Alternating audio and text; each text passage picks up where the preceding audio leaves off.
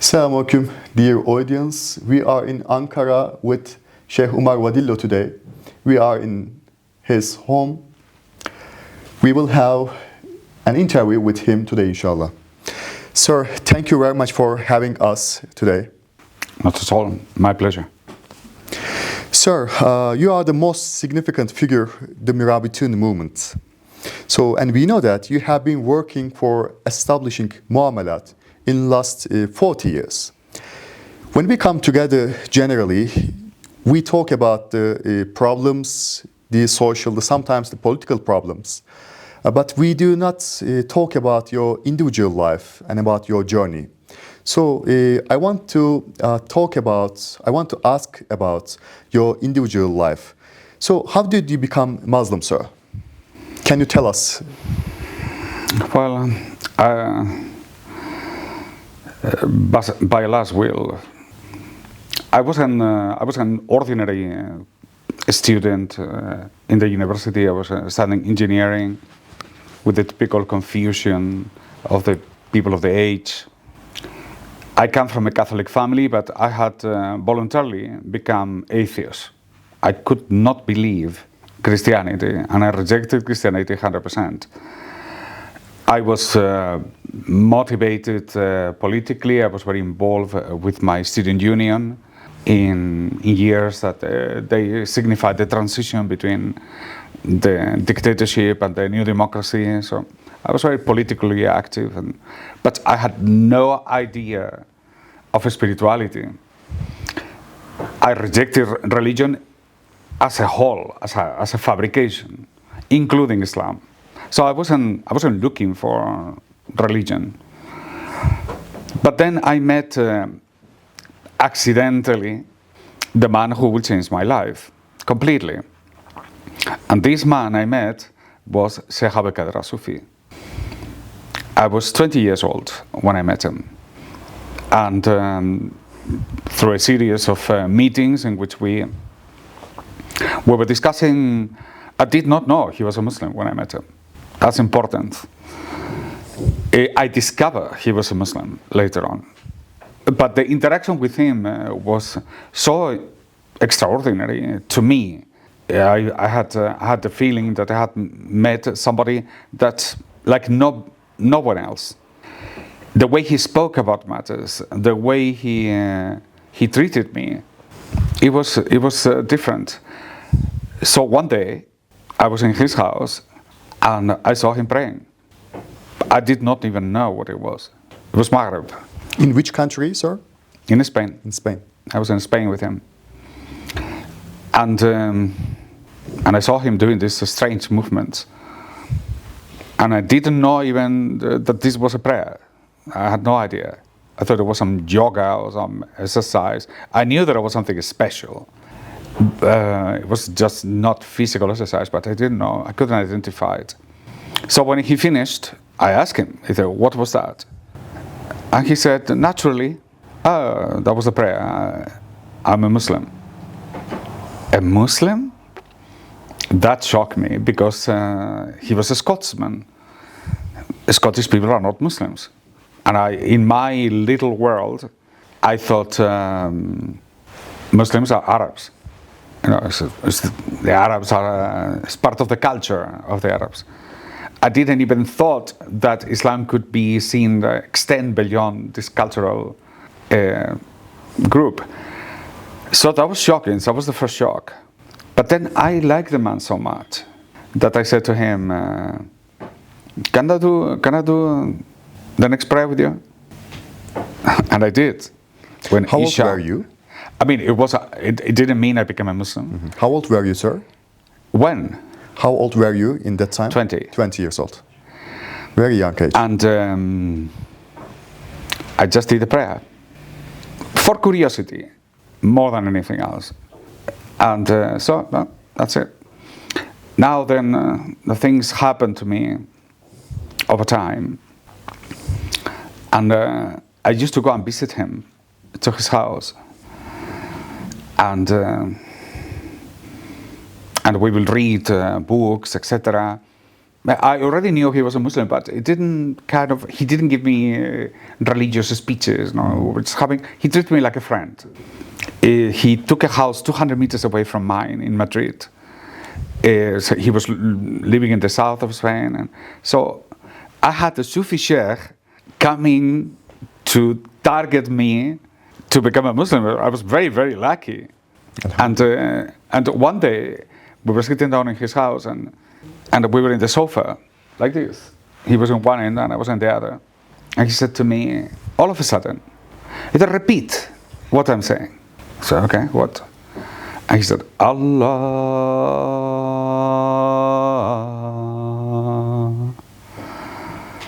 3 times. I did not know what that meant. It's how ignorant I was. So I repeated, Allah, Allah, 3 times. And then I was just, so what? And he didn't say anything. He just continued. Like nothing happened. Okay, that was an important incident in my conversion. A few months later, I had a planned journey, a vacation with a group of 2 friends of mine in southern Tunisia, close to the last city before the desert. Okay, so we were there just to play with the dunes. And it was not a spiritual journey. Okay, that's what I'm trying to emphasize. And we were in that last village, in the square of the village, when suddenly I heard the adhan for the prayer of Dhuhr. And Allahu Akbar, Allahu Akbar.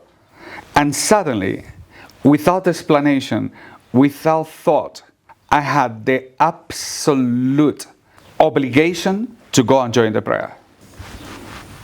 Inexplicable. The call, I started to wonder what happened. Why? You know, I couldn't. I had to go. I had to go like if you are dying of starvation or thirst, and a glass of water appears to you, you have to. I was compelled to go. So for no reason, I said to my friends, I said, look, I'm going to go and pray. My friends look at me and they say, hey, are you crazy? I said, look, this is a village. This is not like the cities. Here, they don't allow the tourists in the mosque. If you go here, they kill you, these people, okay? Don't go. They thought I was joking. My friends thought, he's going around the corner and turn back and laugh. No, I wasn't. So I went. I remembered that there was some wudu. You know, so I went and I washed my hands. That wasn't wudu. I just took the water before the mosque. I washed my hands and my face. I thought, okay, yeah, there is something. And I took my shoes off before entering the mosque. Thanks God. So I knew a little bit. And I joined the prayer. Now the prayer had already started. So I was in the back. And I've never prayed in group before. Never. So I just joined in, like I did with Sheikh Al-Qadr. I just did what he did. He was moving down, down. Shashta, shashta. So I copy. But when you've never done it, you are very clumsy. Yeah. You know, by the way you lift yourself up, you can see this guy hasn't prayed ever, you know. So I was very clumsy. And of course, even though I had arrived at the middle of the prayer, when the Imam said, Assalamu alaikum, I said Assalamu alaikum, which clearly indicates he doesn't know the rules of prayer. I should have continued. As my friends told me, when the prayer finished, the congregation gathered around me, angry, in Arabic, saying terrible things. I didn't know what they were saying, but it wasn't not kind. Hello, how are you? No? And so with the tumultuous group was around me, the Imam came in to see what happened. And I looked at the Imam and I said to say in French, I said, je suis ici pour la prière. Je suis musulman. I am a Muslim. I'm here for the prayer. I'm a Muslim. Alhamdulillah. I don't know where it came from, but I said it. The Imam looked at me like an X-ray. I said, he's mad. He said, let him go. And I left. And when I came out of the mosque, I suddenly realized, what did I say? I said, I am a Muslim. I am a Muslim. I wasn't kidding. I am a Muslim. This is me. That was the first moment I realized that, imagine, this is completely crazy. It's not, it doesn't make any sense. So when I went back to my friends and I said goodbye, I have to go back to Madrid because I thought I was bewitched. Like he's done something to me. I don't have will. I'm a Muslim now. I am stuck. And I thought in my head that when I did Allah, Allah, Allah 3 times, he bewitched me. So I wanted to go back to Madrid. So I told my friends, I'm sorry, I'm back. They were thinking, what happened to you? I went back. I went straight to the house. I went to his house without calling. Okay? He lived in an apartment, in like what you call a colony, in the interior of a colony. When I went to the door opened automatically.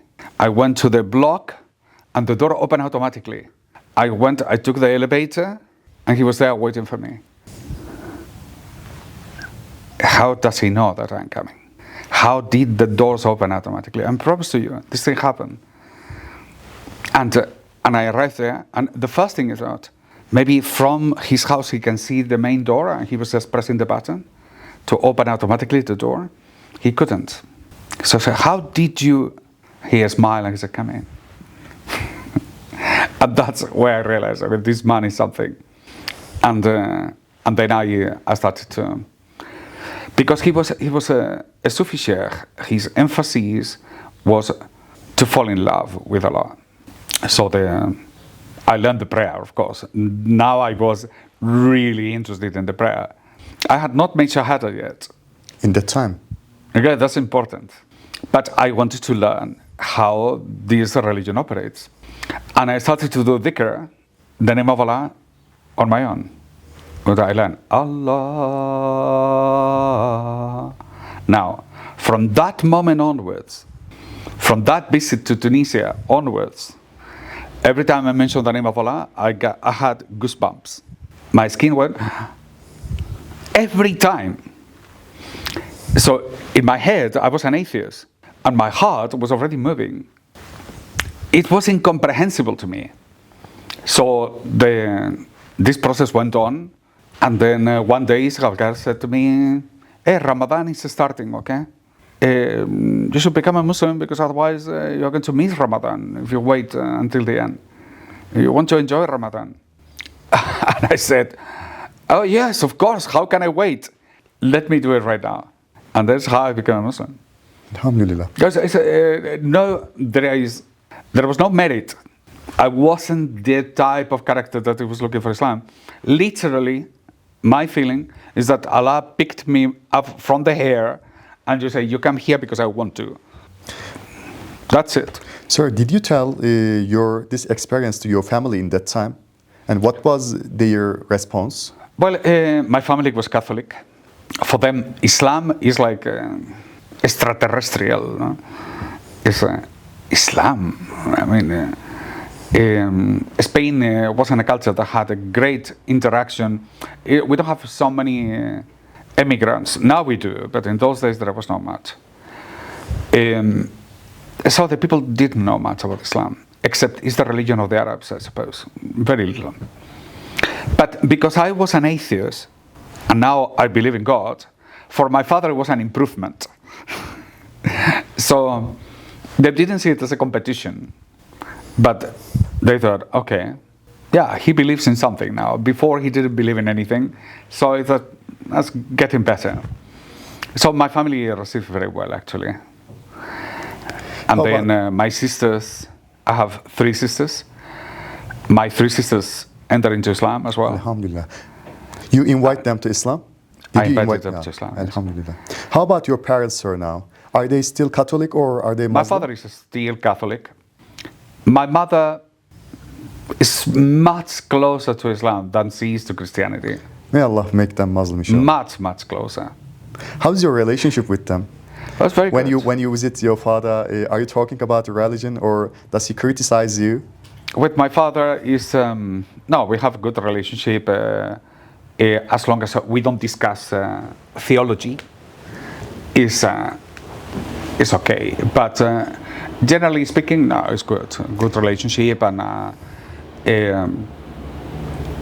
we he lives with one of my sisters, my father, because he's very old now and he needs assistance. So my sister was a Muslim, married to a Muslim. He's living in the house with the adhan, with the prayer, the kids. All the kids of my father are Muslims. All the grandchildren are Muslims. So he has. The man has done something good, I suppose. Sir, I'm curious that does he know who are you? Does your father know who are you? You are a Sufi Sheikh, and you have except a dawah. When you are a father, he does know. But when you're a father, he's your son and he's your father. It's like a overrides. My mother, on the other hand, she is a different woman, and she's much closer to me. So you invite your mother to Islam, right? Even when you visit her? She's almost agreed. Is the question of the company, just to keep an environment where it's easy, because it's at this old age, you need assistant. She's an old lady, but in her heart, I'm sure she's a Muslim. So how about your social networks, sir?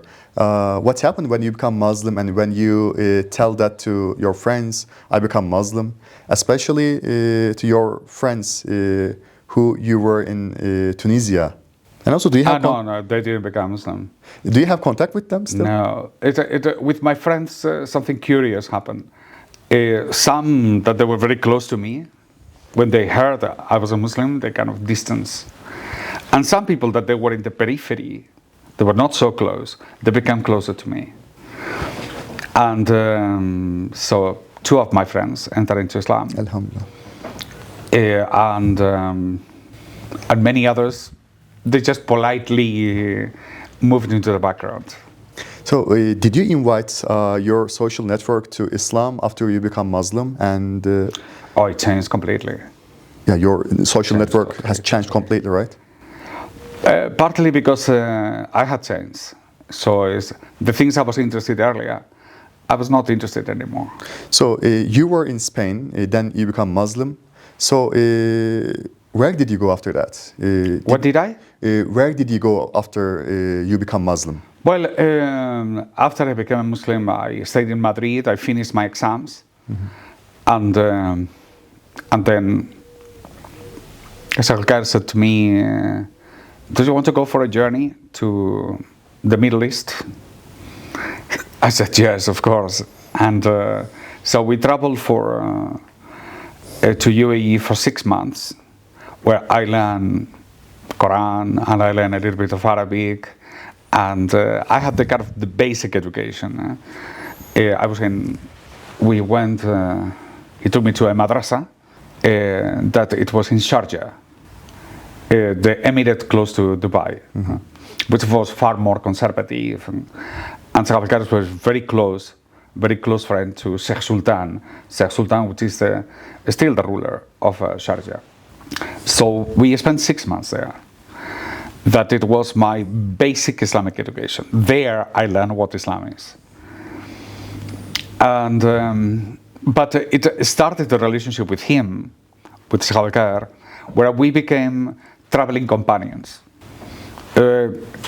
We didn't leave the company of each other for the next 8 years. Well, for the next 25 years. But during the next 7 years, we were just traveling companions, him and me only. So you lived with him more than 7 years together. So I became his closest person, let's say, no? And away from the communities, because he had communities in Spain, in England, in Scotland, in Ireland, in Italy, in Germany. He had communities everywhere, but he decided to travel with me. And we went to various places in Europe. And I was being educated in the process in the company of a Sufi Sheikh. Imagine how lucky I was. So the fact that I entered into Islam through Sufism, it was determining in how I understood Islam, because to fall in love with Allah is a huge advantage to then understand Islam. So the first thing that happened to me, even before I knew what Islam was, is that my prayers were explosions of opening. I had tears. One of the things Rabbi said to me at the very beginning, like 1 week after I became a Muslim. No, after Ramadan. Because during Ramadan you had the Taraweeh and all that. But after that Ramadan, he said to me one day, he said, don't waste all the nights sleeping. He said, wake up at night and pray at night. Night prayers. I said, that sounds like a good idea. If the Sheikh says so, I will do it. And I started to wake up every single day at 2 a.m. Okay? So, because he didn't give me instructions exactly what to do, so I said, I'm going to do like Taraweeh. So I would do 23 prayers, and then I go back to bed. Like I did in Ramadan. So I started like that. But these night prayers were supercharged. And I couldn't pass the fourth rakat. In the fourth rakat, I was crying like a baby. Every night, I was like totally overwhelmed by the presence of Allah. So I had to, my routine at the time was, in the morning I will go to the university, in the afternoon I go and visit him every day. So I will tell him what happened the night before. He said, Sheikh, the last night was amazing. And he will smile and he will say, keep going. He said, keep going. So I went the next night and I did the same, and bang, even stronger. And I will go back, no, before it doesn't matter. This night was really, really the best. And he will keep repeating, keep going, all the time. I think for months. And, amazing things happened to me. So that spiritual journey was at the very beginning of my Islamic experience. Then I was introduced to the Muwatta of Imam Malik, because he knew I was interested in economic matters. And I studied the Muwatta of Imam Malik. So much so that I almost knew it by heart, especially the Kitab al-Wujuh. So that was the beginning of my education after, and this is important, after I was completely in love with Allah, I started to study the Sharia. Why is that important? It's important because in the process, in the evolution of learning, to have love for Allah changes the way you understand the Sharia. It's not the same thing to read the Sharia if you have love for yourself.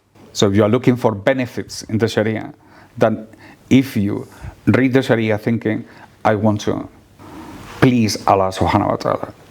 You surrender your impotence, limitations, prejudices, misinterpretations, because you only want what Allah wants.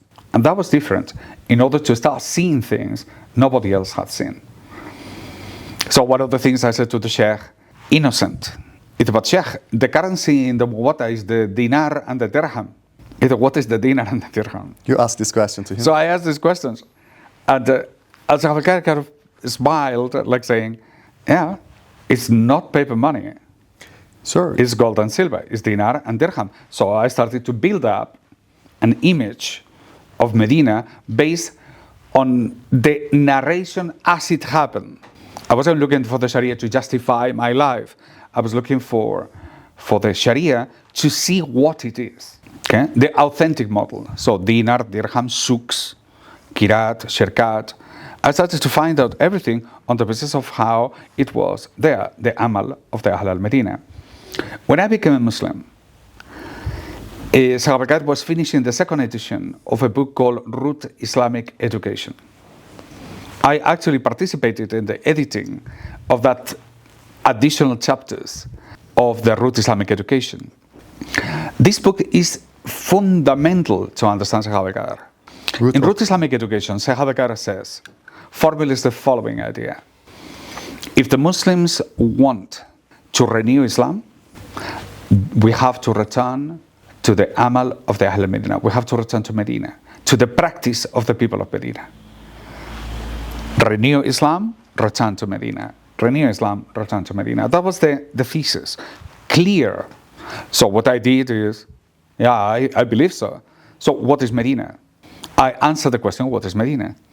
I use my engineering skills to recreate the model. How is this, rationally speaking, how this thing is formulated?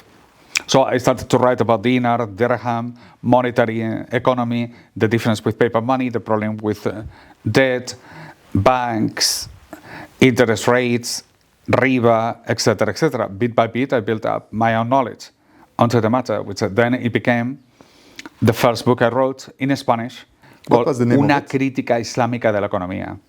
I don't know whether there's some copies left somewhere, and somewhere in my archives I must have copies of it.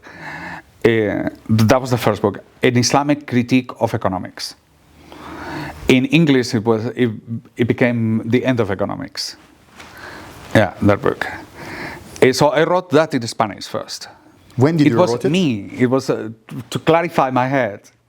And then from then on, so I became more interested into the matter, and I started to develop an understanding of what this book is about. Economics is not a science. Economics is an ideology. Okay, so you can't follow that methodology because it's wrong. So I started to develop either what is Islamic thinking. Okay, we can't simply rely on somebody else's methodology in order to understand the deen. We have to create our own. So this is where I use tasawwuf as a basis in order to develop a whole understanding of methodology. What is the amal of Medina? How do we have to think Medina? Essentially, it's not mystery. If you want to understand Medina, you have to be in love with the people of Medina. If you look at Medina with distance, without love, just like an anthropologist, as the history of the 6th century of the Arabian Peninsula, you don't see anything. The only thing you see is yourself. You put the categories and the parameters of today's economy as a reference, and then you look at Medina, then you don't see Medina, you see yourself all the time. And the method, if you fall in love with someone, is that the opposite happens. Either that becomes the model, and then your society is the one that needs a reform. I didn't realize at the time that the Muslims had no interest in the matter. The question concerning economics has already disappeared from the political Islam. The political Islam was busy with morality principles. So I asked Abdülkadir, why the Muslims don't speak about riba? If this is clear, there's a clear solution, why nobody speaks? So he started to tell me. Over the years, in the process of 3 years, I wrote The Esoteric Deviation on Islam.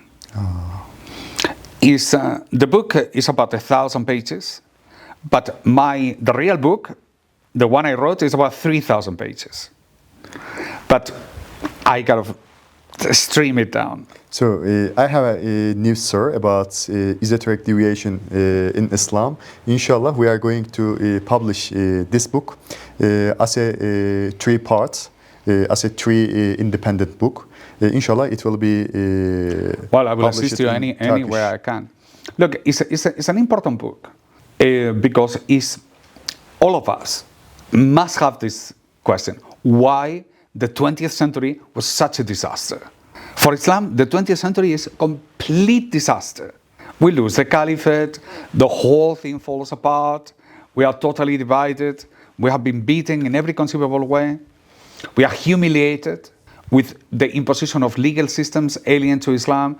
Islam is broken down into pieces. We are insulted regularly. The creation of these new states. Okay, we had one nation, now we had 20-something nations. Divide. But totally with one opposing each other, with rivalries between the borders, a strange movements that they kind of rising, like the Wahhabi became a kingdom. The kingdom of the Wahhabi is unbelievable. So people that they had been seen as rebels in Islam, now they are the orthodoxy. The Wahhabis became the orthodoxy of Islam. It's like getting a Marxist-Leninist and he becomes the new pope. You know, and so the new orthodox Islam is this Wahhabi, ultra-conservative, ultra-literalist version of Islam that everybody has to endure. No criticism, no interest in the question of riba, because the money issue is controlled by the family interest. So nobody wants to speak about the dollar is a problem, because they live out of the dollar, because the Saudi family made money thanks to the dollars. They sold the oil to the Americans. So Islam is kind of vanishing in the background. Why? That's what I ask myself. And the key, the pillar of the architecture of esoteric deviation is that you have Hakika and Sharia. And in Islam, this is inseparable. You can't separate either I have Hakika, but I'm not interested in the Sharia. That's impossible. Neither you can say, I want the Sharia, but I'm not interested in love of Allah or fear of Allah. That is also impossible. It's a complete disaster. Both are disasters. So you have the people who went politics without God, and they are the people that they went, I want God, but I'm not interested in politics. You have both. Yeah. And nobody had put the three together. The people who are supposed to do this, which is what the Sufis are, they were thin in numbers. Very few people teaching this still. The majority of the people took one side or the other. The frame in which the new Islam of the 20th century was going to grow was a constitutional frame. And that's important. Muslims don't understand the meaning of constitutions. They think, oh, I have a constitution, everybody has a constitution. No, you don't. A constitution is something new. It's a theory of the management of societies that is 200 years old. We never had constitutions before. And constitution is the rational organization of the law in the hands of people. That's huge. So the constitution was established for elimination of Quranic system, elimination of Sharia. Did they establish a constitution for eliminate Quran? I say again, it's Quran. Okay. Because if you go back to the beginning of constitutionalism, okay, go back to the beginning, how it starts, then you understand. The background before constitutions arrive is that there is a law, and a God's given law. This is in Christian states. So nobody disputed what they call canonical law. Is what it will be for us, the madhabs, the fiqh. Nobody discussed, the fiqh. The fiqh is the law of Allah, and this is what the law is, comes in, finished. Constitutionalism is a movement that emerges from humanism. Humanism is the doctrine that says man is the center of the world. So the world is whatever we say it is. Okay? So I measure the world. I judge the world. The world is whatever. That is a delusion al-kabir. Because man doesn't have that capacity. Man does not know what is happening. You only have it in a small, tiny little portion. What we call knowing of the world is the surface of the reality. But it's a surface that is all completely full of turbidity by a number of reasons. First of all, limitations. Limitations of the brain. Speak with people. When we say mankind, go around and have a conversation with the people about what they think about the neighbor. Not let alone the cosmos and politics, the neighbors. They don't know the people around. They don't know who they are. Mankind is limited intellectually. Then you have verbal limitation. When you have to express this thing, you have the limitation of the words. The words do not allow you to express the things that they are beyond the parameters that language allows you to. So it's constriction. Then you have the sensory. You look at the world by the sensory. Our sensory is defective too. You can only listen to certain things. We have a spectrum of sounds that we can hear. Before or after, we cannot hear, thanks God. Imagine we could hear all the radio waves. We will go mad, with all noise everywhere. We have range. The seeing, we only see within a spectrum. We cannot see ultraviolet or infrared, we cannot see. Okay? In the sounds, in the ear, in the touch, we have perception to a certain level. I cannot feel atoms. I can only feel within the range of my size. Okay? Things too big, I cannot feel either. I cannot touch. So the world appears to me as a reflection of my being human. So if I was a different creature with different sensory attributes, like a bat, it doesn't have eyes, so I have only waves. Okay, it's like a radar. So the world to a bat will be completely different than to me. The dunya of the bat and my dunya is totally different. My dunya is a pure mirror of who I am, with all the limitations and all the capacities. But I cannot say, man cannot say, that only what I perceive and what I intellectualize, that's a reality. Because that's not reality. That's only the representation of the thing. That is the key, it's a key argument.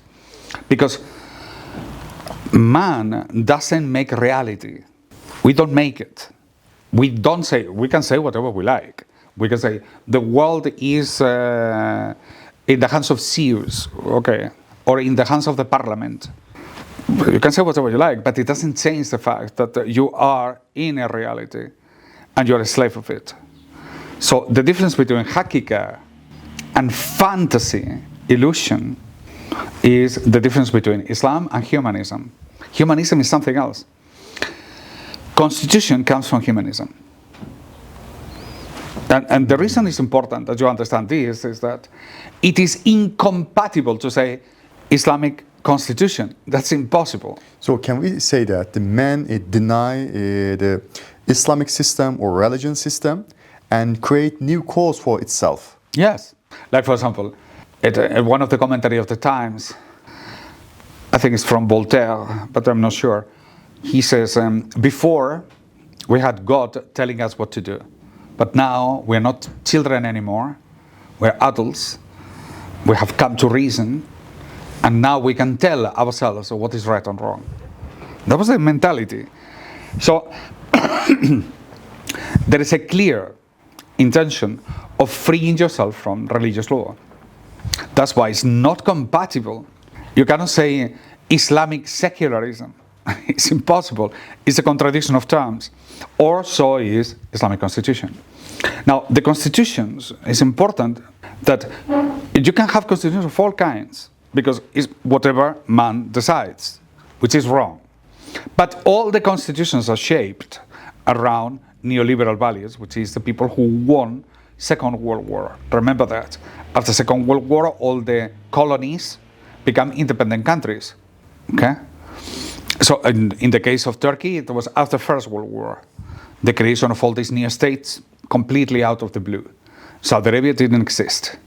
You have an empire that dominated so many countries, and now each one was divided according to lines in the desert decided by the British and the French. You know the story. Mm-hmm. And Palestine and everything that happened. But all these states, they are conform within a particular pattern, and this pattern of conformity is the constitution. So in order for Turkey to become independent, you have to have a constitution. Sir, but the historical process of constitution belongs to Western countries, right? But then the Muslim countries transfer those ideas from the Western countries, right? Yeah, you see, the problem is, you see, the perception from secular Turks is that without the constitution, we will go into chaos. It's a lie, okay? And it's a false perception about, look, the West, they have constitutions, so therefore they are better than us. That's a false perception, because they don't look in history. If you look at the history of Europe, then you can understand what happened. One of the first constitutions that took place probably the first liberal constitution in the world is, after the French Revolution, is the Constitution of Spain. The Constitution of Spain dates from 1812. Okay? Now, Spain had been invaded by Napoleon, and the political system in Spain was in disarray. So a group of people, mostly Freemasons, but like 80% of them, they created the first constitution of Spain in the southern part of Spain. Now, this constitution came into being throughout the 19th century, coming and going and coming and going. A little bit what happened in Turkey, you know. Yeah, military code. They put a constitution, the Sultan of the Hamid said no constitution, then they get rid of Sultan of the Hamid, they bring the constitution again, then the people who bring the constitution are thrown again, and another people coming with a new constitution, that's gone, and another one comes in. It's kind of continuous until stability is created. That's all the 19th century. For you is the 20th century. This happened 100 years later. But in Spain, at the very early beginning of this constitutionalism, I am Basque. I come from a group of people, a clan, a tribe of people in the north of Spain. And my people took 3 civil wars against the Spanish constitutionalist liberal Spain in defense of the tradition of Spain. When my great-great-great-great-grandfather, he fought in that war. And they lost the 3 times, 3 civil wars, 3 losses. But what they were fighting for, okay, these are the Spanish people against the constitution. Why? Why were against the constitution? And the reason, one of the sayings that they were saying is that we are against usury and against monopolies. So, they identified constitutionalism with the legality of usury, riba, and the legality of monopolies. You are talking about the people of Basque. The Basque people were against Catalans. Constitutionalism and also usury.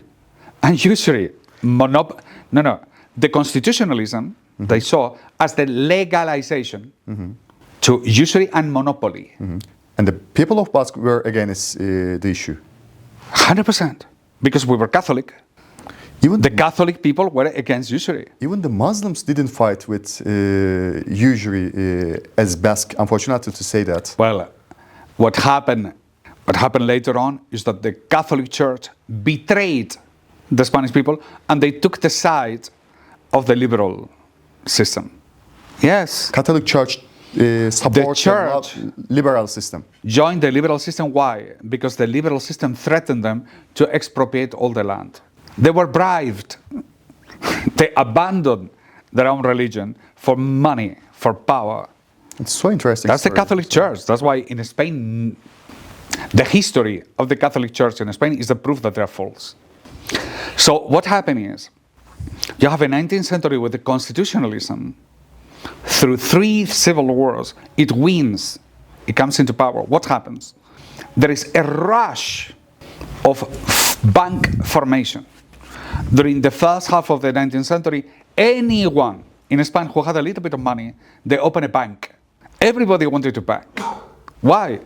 Because they were learning they could create money out of nothing. A bank was the best business that you can possibly imagine. You don't have to borrow money from anybody else. You make it yourself. The law will uphold the creation of money, private money, in commercial banks. And what happened? I mean, more than 200 banks appear in Spain, like this, overnight. In which time? And then there is a consolidation. When, sir? When it happened? First half of 19th century. 19th century.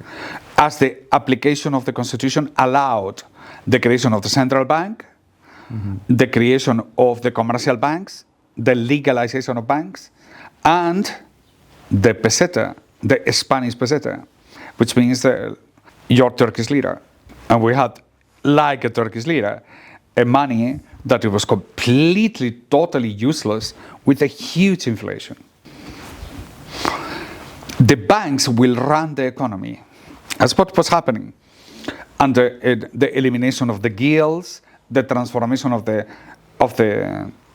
public markets into monopolies and malls and bazaar and these commercial centers. You go to Istanbul today, there is no public markets. Yeah. What you have, the government is allowing malls to grow. Malls.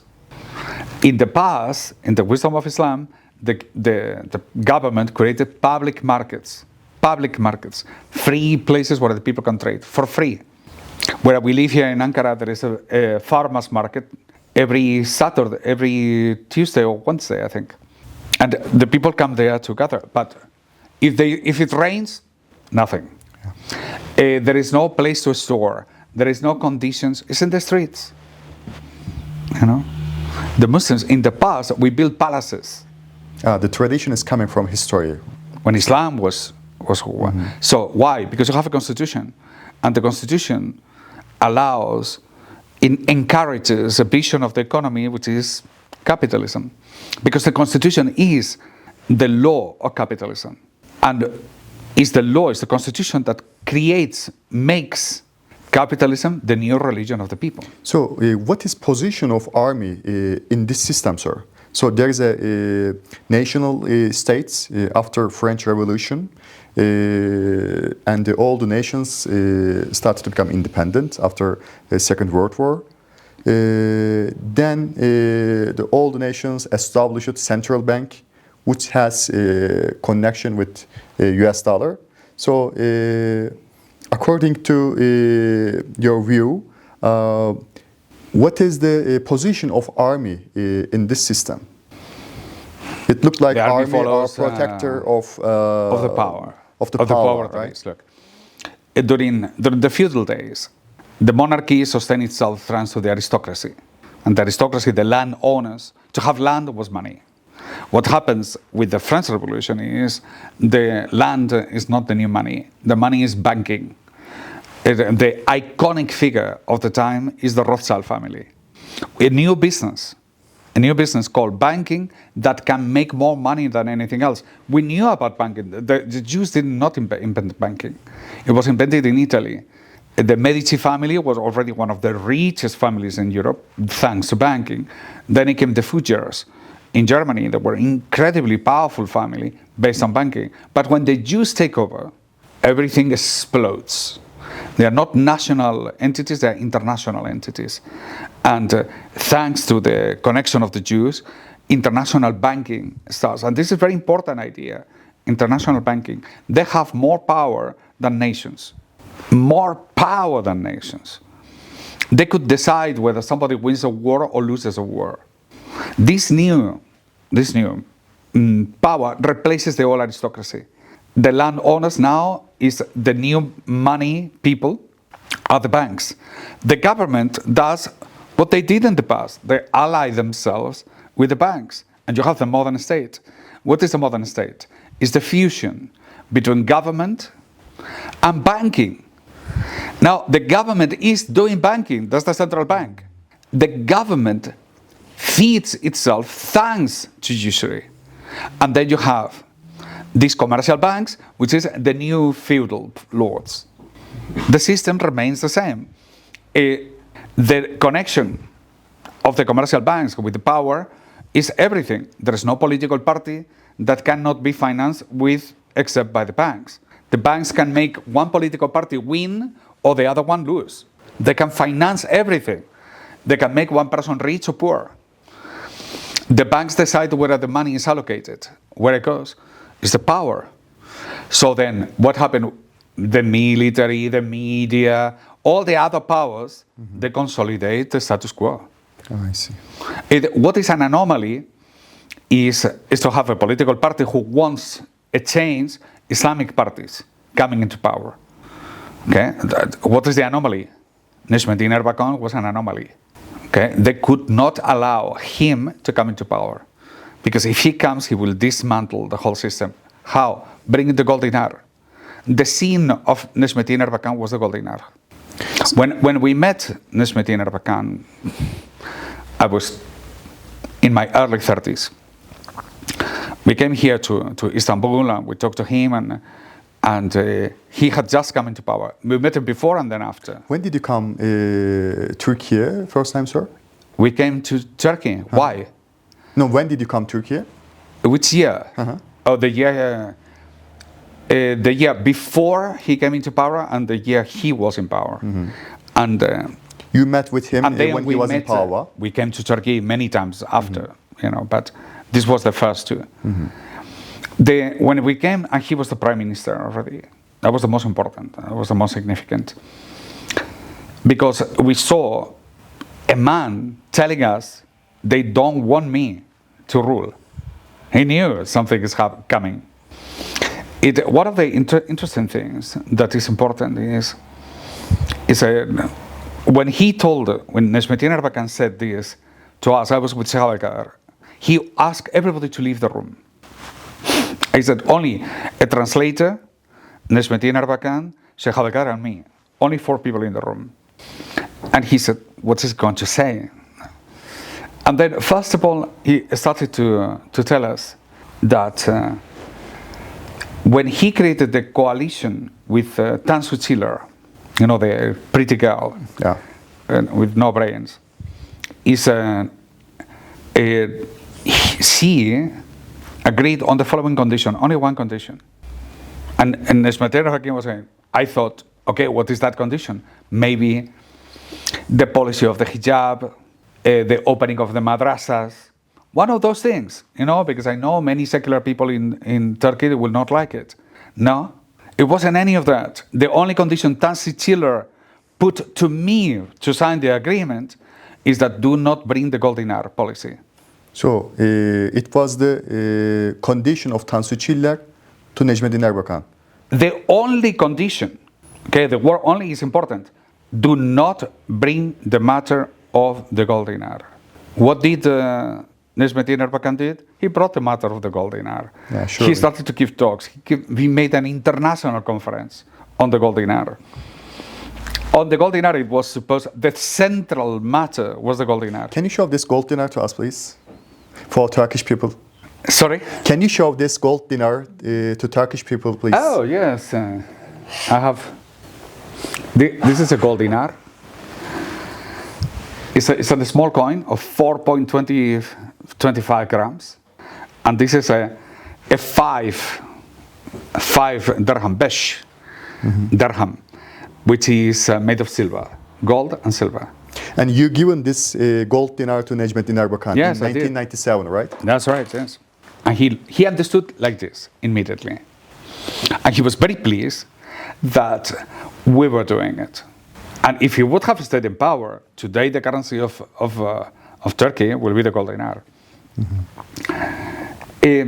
After he told us this story, then he said, the problem is the US dollar. True. He understood it clearly, right? In other words, Necmettin Erbakan was 100% educated in monetary policies. He understood money. He understood paper money is false. He understood the Turkish lira is inevitable. I cannot do anything. It's constitutionally driven. This man would have changed the world. But what happened? There was a military coup. They could not tolerate. When we were in Istanbul, I had this meeting with him. Then we left. With Erdogan? We left the room with Erbakan. We left the room, and Şeyh Abdelkader went in the first elevator with Erbakan. Erbakan and this. And I was with other people. I didn't know who they were. But one of the person in the second elevator I was with, it was Abdullah Gül. Abdullah Gül in those days was just nobody. Okay? Ex-president of Turkey.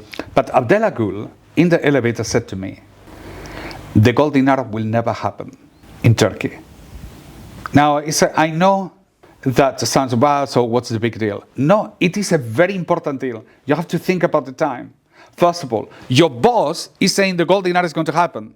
And he has the confidence to say it's not going to happen. First of all, he doesn't follow Erbakan. He's betraying Erbakan. He must know that Erbakan is not going to succeed. There was a coup immediately after, but he knew the gold dinar is not going to happen. And he, Abdullah Gül, hated the gold dinar. Now you understand what happens. Yeah. Is they take all that part of muamalat. The gold dinar is not just a gold coin, okay? The gold dinar, when you say gold dinar, you say the end of the banking system. When you say the gold dinar, you say the end of the US dollar. When you say the gold dinar is the beginning of a new economy. The gold dinar is the symbol of the transformation. If you don't understand this, then you don't understand the gold dinar. Why so important? It's one word, but big consequences. It opens a floodgate of possibilities. So that was a central argument. What we need to happen is to restore the ways of Erbakan. Look, this man was extraordinary. Okay, he was a wali of Allah. He was a mujahid. He had courage. He was Turk. Everything that you call when you say Turk, that was him. Intelligent, capable, good heart, and Allah touched him. There was something in him special. In order to understand Erbakan, you have to go back to that world, where to have a beard was a crime. Yeah. Where to say you are a Muslim in certain ambits, it means the end of your career. If you were in the army and they saw you praying, goodbye. You will never become an official. In the official businesses, television, radio businesses, some businesses, and in the official bureaucracy, to be a Muslim, that's the end of your career. People had to hide, okay? It was bad. So, no hijabi woman, of course. You know, that was an insult to the secular Turkey. Oppressive secularism. A flower emerges, which is Necmettin Erbakan, out of nowhere. This man is different. He makes all of us proud of Islam. He speaks about Islam openly. He doesn't care. He's not the prototype. They want to say, no, Muslims are all backwards, old. No, he was a young man, relatively speaking. And he was intelligent and capable and calm and accurate, and the people love him. They were scared. He was a miracle, this man. And what is Meligurus? Meligurus is the children of him. Mm-hmm. The key idea, political idea of Necmettin Erbakan, and gather the nation around this idea, including the members of AKP. Don't fight the government. It's a mistake. We need them. We have to rally together. We have to create a larger union based on action. And the gold dinar will not be the end of this robbery called Turkish lira. It will be the end of all Muslim currencies. We liberate all the Muslim nations.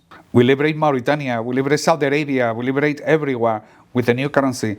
One nation, one currency. In Turkey, we will be the new European Union of the Muslims with a single currency. That's a different world. Yeah. But I would say that was exactly how Necmettin Erbakan saw the future of Turkey. He didn't see that we are Anatolia with a little bit he saw the empire. He was not scared of saying empire. He was not scared of saying the larger Turkey. He saw the historical role of the Turks to be the defenders of Islam and to bring once again order where the chaos has come in. The Arabs cannot lead Islam. They cannot.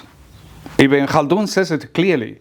The Arabs cannot rule themselves, apart from the first generation, afterwards, helpless. The Turks have proven to occupy that space significantly and correctly and upheld the deen of Islam for hundreds of years. Necmettin Erbakan saw all Turkestan, all Kazakhstan, Uzbekistan. This is us. This is the Turkish people. And he saw all the Middle East, that the land that once belonged to us, and it will return to us. Inshallah, sir. Inshallah. That's the vision. That's the vision. And Islam, one nation, one currency, restoration of the deen of Islam. Tek millet, tek para. Tek millet. Tek millet. Millet, tek para. Millet, tek para. Yes. Tamam. Sir, thank you very much for having us. Thanks It was significant conversation for us, and today was so special day for me. Thank you very much, behalf of audience, and thank you. My pleasure. Dear audience, thank you very much for watching us. Today we were in Ankara with Şeyh Umar Vadillo. We talk about many significant issues. I hope to meet you again. Thank you.